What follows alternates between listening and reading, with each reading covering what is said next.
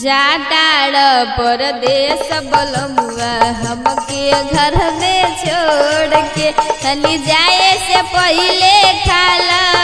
होठल लाली से रोटी बोर के तनी जाए से पहले खाला होठल लाली से रोटी बोर के जाटाड़ समझा के जइह देवरा चोली चोर के तनी जाए से पहले खाला होठल लाली से रोटी बोर के होठल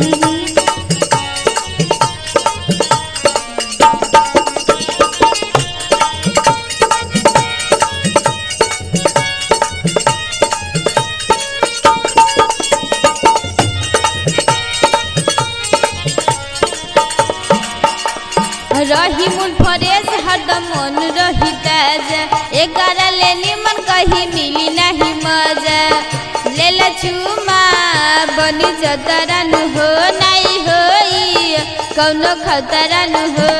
अल्लाह कहता जवानी के अगिया गईली जाला छोड़ के तनी जाए से पहले खाला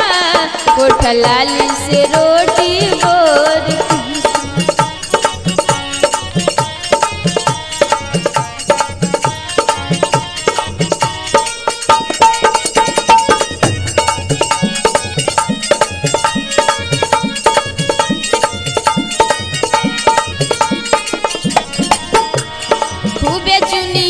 साड़ी पहननी हनाया एक बार खाला की तर जाई पाया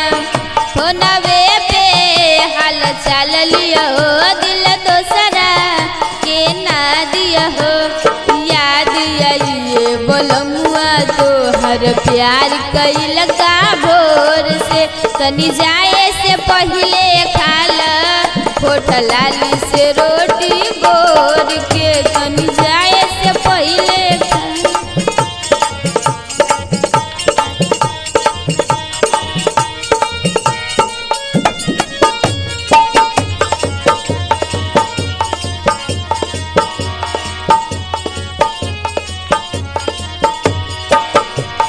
जाटाड़ परदेस बलमुआ हमके घर में छोड़ के तनी जाए से पहले खाला